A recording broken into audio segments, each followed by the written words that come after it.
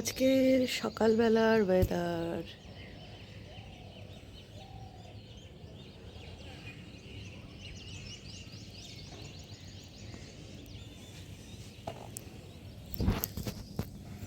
As usual চা। Good morning, welcome back to my channel. আসলে এই টাইমে না এখন রোদ উঠে যায়, আর এখন আর রোদটা নেওয়া যায় না, ওই জন্য আর সকালবেলায় এসে চাও খাওয়া হয় না ছাদে। কালকে বৃষ্টি হয়েছে, তার ফলে ওয়েদার ঠান্ডা, আর আজকেও মেঘলা ওয়েদার, একটু কুয়াশাও হয়েছে সকালবেলাতে। বেলার দিকে হয়তো বৃষ্টি হলেও হতে পারে বা রোদও উঠতে পারে, এই সমস্ত কেটে। তো ভাবলাম যে ভালো সময়ের সুযোগ, মানে সময়টা হাতছাড়া করা যাবে না, সুযোগের সদ্ব্যবহার করতে হবে। তো একদম সকালবেলা ঘুম থেকে উঠে ফ্রেশ হয়ে চা নিয়ে আমি ছাদে চলে এসেছি আমার গাছেদেরকে দেখতে আর ওয়েদারটাকে উপভোগ করতে। আসলে শীতকালটা পুরোটাই তো ছাদে কাটিয়েছি, নিজের ফুল গাছগুলোর সাথে কথা বলেছি, ওদেরকে একটু যত্ন করেছি সকালের দিকটাতে। এটা একটা অভ্যাস হয়ে গেছে, জানেন তো। আর গরমকালে এখন চা খেতে গেলে পারে সেই মানে 6টা-7টার আগে এলে পারে হয়। এবার 7টার আগে এখন অলির রানির যেহেতু স্কুল বন্ধ, ওই জন্য না 7টার আগে আর উঠতে ইচ্ছা করে না, উঠতেই 7টা, 7:30 হয়ে যায়। এই মার্চ মাসটুকুই হবে, তারপরে তো আবার জেকে সেই। হ্যাঁ, এক আধ দিন একটু তাড়াতাড়ি উঠতে হয় দরকার থাকলে, এই হচ্ছে ব্যাপার। তো মিস্টার দাস চলে গেছে আজকে মর্নিং, আর আজকে মায়ের রে আছে। তো আজকে একটু কাজের চাপও রয়েছে, কাজের চাপ সেরকম নেই, মানে একটা টেনশন কাজ করছে যে রেটা প্রথম তো আজকে কীরকম যাবে, মা ঠিক করে নিতে পারবে কিনা, কারণ স্ক্যানের দিনকে একটুখানি প্রবলেম হয়েছিল। তো দেখা যাক, গোবিন্দ যা করবে ভালোই করবে। তো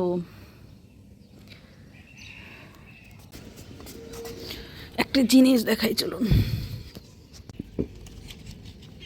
এই যে আমার স্ট্রবেরি গাছে ফল এসছে, দেখুন কি সুন্দর, কত বড়। এটা সব থেকে বড়, তারপরে এইখানে আছে ছোট ছোট, এই যে এগুলো সব ছোট ছোট। এটা মনে হয় নষ্ট হয়ে যাবে, না না না, এটাও ঠিক আছে, এটাও ঠিক আছে, সব কটা সুন্দর। এটা হালকা একটু লালচে লালচে ধরেছে, এই যে। হ্যাঁ, তবে হ্যাঁ, এগুলোকে সব মাটির থেকে ডিটাচ করতে হবে। এই দিকেও বড় হয়েছে, এই যে দেখুন, এই যে এই যে কি দারুণ, তাই না? আমার তো খুবই ভালো লাগছে। ফাইনালি অলিরানি এখনও দেখেনি, অলিরানিকে দেখি বিকেলবেলাতে, এখনও ঘুমোচ্ছে ও, বিকেলবেলায় উঠুক তারপরে আমি ওকে দেখাবো। তো এগুলোকে না মাটির থেকে আলাদা করতে হয়, আমি ইয়েতে দেখলাম, ইউটিউবে দেখেছি, তো সেই জন্য আর কি এগুলোর একটা ব্যবস্থা করতে হবে। কোনোদিনও ভাবতেই পারিনি যে নিজের হাতে ফল চাষ করে সেই গাছে আমার ফল হবে। সত্যি এই আনন্দ মানে রাখার জায়গা পাচ্ছি না। যবে থেকে স্ট্রবেরি গাছটা বসানো হয়েছে, আমার অলিরানির আর মিস্টার দাসের তিনজনারই বিশাল বড় একটা আশা ছিল যে প্রথম স্ট্রবেরি গাছে স্ট্রবেরি হলে ঠাকুরকে দেবো, আমরা খাবো।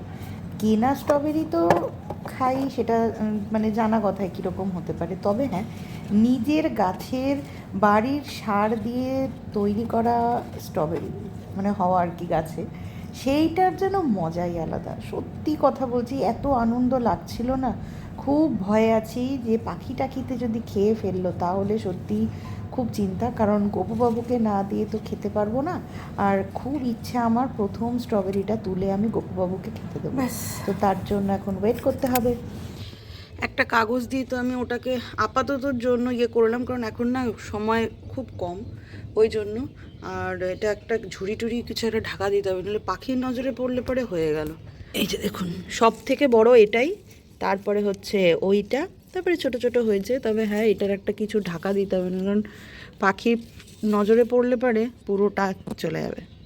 অলিরানিকে বললাম তুই স্নানটা করে নে, আর আমি একদিকে রান্না করছি আর একদিকে আমি যাব যে তার জন্য যা যা দরকার সেগুলো গোছাচ্ছি, কারণ বেরোনোর সময় হুড়োপাড়া জিনিসটা আমার একদম ভালো লাগে না। যদিও সেই হুড়োপাড়াটা হয়েই যায়, কিন্তু তাও আর কি নিজের কাজ যতটা গুছিয়ে রাখা যায়। ওদিকে মায়ের স্নান হয়ে গেছে, মাকে খেতে দেবো, আর মা খেয়ে দিয়ে একটুখানি রেস্ট নেবে, নিয়ে তারপরেই বেরোবো, কারণ খাইয়ে দাইয়ে না হুড়োপাড়া করে নিয়ে গেলে পারে মা আবার অসুবিধা হয়ে যায়। ওকে, তো আমার রান্না বান্না সব হয়ে গেছে। আজকে রান্নার বেশি ঝামেলা করিনি, তার কারণ হচ্ছে এক তো একটার মধ্যে বেরোতে হবে সেই জন্য, আর কি বলে, আর সকাল থেকে আমার আজকে কিছু খাওয়া হয়নি।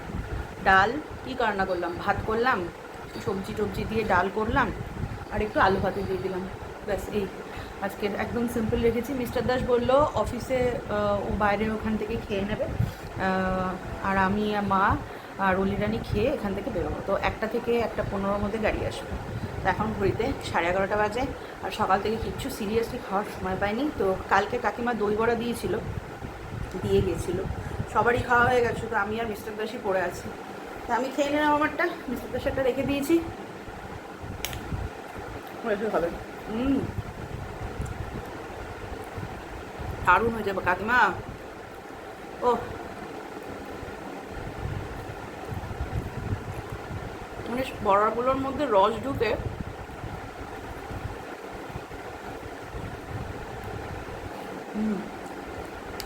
লাস্ট মোমেন্টের গোছানি গাছানি চলছে, তো একটু গরম জলও করে নিলাম, কারণ বাই চান্স যদি লাগে, কারণ গাড়িতে যেতেই ঘন্টা খানেক মতন সময় লাগে, তো গাড়িতে জার্কিং হবে, যদি আবার ব্যথা উঠে যায় তখন আবার মুশকিলে পড়ে যাবে। তো ওই জন্য কোনো দিকেই আমি কোনো কম্প্রোমাইজই করতে চাইছি না, মানে নিজে থেকে আর কি যতটা ফার্স্ট এড রেডি করে নেওয়া মানে রাখা যায়।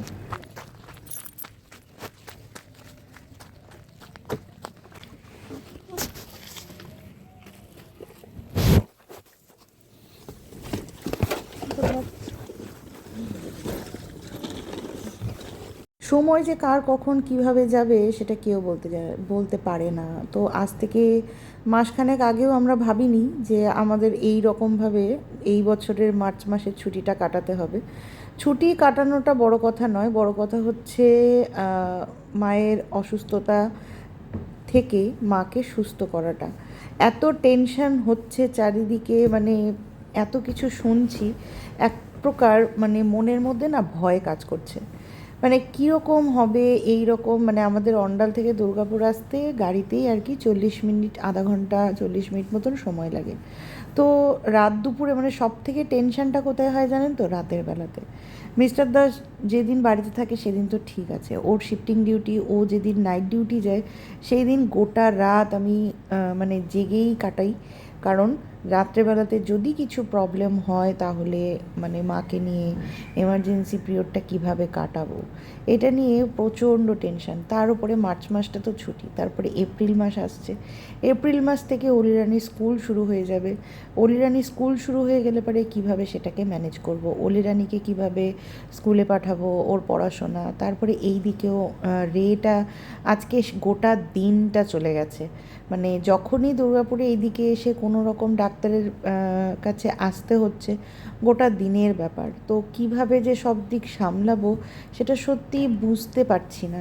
তো আমরা পৌঁছে গেছি, অলিরানি আজকে অলিরানির খেলনা বাটি নিয়ে এসছে জানেন। আসলে ওই বা কী করবে এখানে থেকে, শুধু ফোন দেখা আর একটু বাইরে হাঁটিয়ে নিয়ে আসা, এছাড়া না আর কোনো কাজ নেই। তো ওই জন্য অলিরানিকে বললাম যে তুই একটা কাজ কর, তুই কিছু তোর খেলনা বাটি নিয়ে চল, অন্তত ওখানে বসে খেলবি। এবার 4-5 ঘন্টা, তো এবার 4-5 ঘন্টা যদি একটা বাচ্চা ফোন দেখে তাহলে তার চোখ আর চোখ থাকবে না। সেই কারণেই আর কি যতটা ফোনটা আর কি অ্যাভয়েড করা যায়। তো মেয়ে আমার খুব লক্ষ্মী, মেয়ে নিজেই আর কি একা একা ওর পুতুল নিয়ে খেলছে, ডিস্টার্ব করেনি জানেন। মানে হ্যাঁ, ও তো ছোট, ও এইসব জিনিস বোঝেও না, আর ওকে আমি এই বয়সে বোঝাতে চাইও না, কিন্তু ও যে বুঝতে পারছে যে কিছু একটা প্রবলেম আমাদের বাড়িতে চলছে সেটা বুঝেও কিন্তু খুব একটা ডিস্টার্ব আমাকে করে না। এইটাই হয়তো গোবিন্দর আশীর্বাদ। যাই হোক, মাকে নিয়ে বাড়ি ফিরলাম 7:45। তারপরে সবজি টবজি মিস্টার দাস অনর্গল দিন ডিউটি করে যাচ্ছে মায়ের এই ট্রিটমেন্ট এইসব নিয়ে যাওয়ার জন্য। দিন ডিউটিটা করলে কী হয় বলুন তো, মানে ও চলে আসবে ঠিক টাইমে, আর এদিকে আমাকেও একা যেতে হবে না, কারণ দুজনকেই দরকার, সেই কারণে আর কি। তো ওই জন্যই বাজারে গেছিলাম, টুকিটাকি বাজার টাজার করে আনলাম। ওকে, বাড়ি এলাম, বাড়িতে এসে মাকে চাটা দিয়ে বাড়ি ঢুকলাম কটা, 7:30টায়। হ্যাঁ, আজকে প্রথম দিন ছিল তো ওই জন্য মনে হয় এতটা দেরি হলো, তো বলছিল আর কি পরের দিন থেকে আর এতটা দেরি হবে না, যাই হোক দেখা যাবে, মানে কালকেই আবার আছে। বাড়ি এলাম কটা, 7:30, 7:45 বাড়ি এসে মাকে চা দিয়ে তারপরে একটু দুধ কর্নফ্লেক্স দিলাম, ওটা খেলো, আমরা চা খেলাম, খেয়ে আমি রাতের রুটি তরকারি সকালবেলা না করে যেতে ভুলে গেছি, মানে ভুলে গেছি বলতে একদম সময় হয়েছিল না আজকে, তো ওটা কাল থেকে করেই যাব রাতের রান্নাটা। যাই হোক, তো ওগুলো করে তারপরে আমি বাজারে গেলাম একটু, কারণ কিছু কিছু জিনিস ঘরের, মানে মিস্টার দাস কয়েকদিন ধরে কন্টিনিউ শুধু দিন ডিউটি করে যাচ্ছে, কাল আগামী 3 দিন মনে হয় দিন ডিউটি রয়েছে, তো ঘরের সবজি ফবজি সমস্ত কিছু বাড়ন্ত হয়ে গেছে। এবার মাকে সবজি না দিলে পারে মায়ের আবার পটির প্রবলেম হয়ে যায়, পায়খানা একদমই হতে চায় না, শক্ত হয়ে যায়, তো সেই জন্য আর কি সবজিটা রেগুলার দিতেই হয়, 3 বেলা দিতেই হয়, মানে সকালবেলা ব্রেকফাস্টে খাবে, দুপুরে খাবে, সন্ধ্যেবেলা তো একটু সবজি খাবে, রাতের বেলাতে রুটির সাথে যেরকম তরকারি হয়, মানে স্যুপটাই বেশিরভাগ দেওয়া হয় রাতের বেলাতে রুটি দিয়ে। যাই হোক, ওই জন্য একটু বাজারে গিয়েছিলাম, তো এই ছিল আজকের দিনটা। আবার কালকে যেতে হবে, তো কালকে বিশাল একটা বড় হেট্রিক ডে আমার কাছে, কারণ হচ্ছে কালকে মিস্টার দেশের মর্নিং, তার ওপরে হচ্ছে কালকে হচ্ছে অলিরানির খাতা চেকিংয়ের দিন। আমার টাইম ছিল হচ্ছে 12:30, তো আমি ম্যামকে ফোন করলাম, ফোন করে বললাম, কারণ আমাদের 12:30টার সময় মাকে নিয়ে বেরোতে হবে, ওইখানে টাইম দিয়েছে 1:15 থেকে 1:30টার মধ্যে ঢুকতে হবে, তো ম্যামকে ফোন করলাম যে এরকম যা প্রবলেম বললাম, স্বাভাবিক এটা রাজি হয়ে যায়, তো ম্যাম বললো যে ঠিক আছে তাহলে আপনি 10টার মধ্যে চলে আসুন। তো সকালবেলা রান্নাবান্না সেরে আমি 9টার মধ্যে বেরোবো, তো ওই জন্যই আর কি একটা চিন্তা। আবার মানে 11টার মধ্যে আমাকে বাড়ি ঢুকতেই হবে, 11টার মধ্যে ঢুকে মাকে খাইয়ে দাইয়ে আবার 12টা থেকে 12:30টার মধ্যে বেরোতে হবে, তো ওই জন্য একটা মানে বুঝতে পারছি না যে একটু এদিক ওদিক হয়ে গেলে পারে, মানে আমার একটু এদিক ওদিক হয়ে গেলে পরে আমার টাইমের অসুবিধা হয়ে গেলে পরে, মিস্টার দাস থাকলে পরে আমার এই অসুবিধাটা হতো না, ওলি স্কুলে চলে যেত, আমি ঘরে রান্নাটা করতাম, ও খাতাটা দেখে আসতো, তারপরে একসাথে হতো, কিন্তু ওরও মর্নিং পড়ে গেছে, কিছু করার নেই, আর ছুটি ছাটা এখন এই মুহূর্তে সবাই মোটামুটি ছুটিতেই আছে, ওই জন্য ছুটিও পাবে না, তো আমাকেই ম্যানেজ করতে হতো, যাই হোক করে নেব, সব কিছু করতে হবে, সব কিছু করতে হবে, সব দিক একা হাতে সামলাতে হবে, ফিঙ্গার ক্রস করছি, তো নিজের ওপরে কনফিডেন্স রাখতে হবে।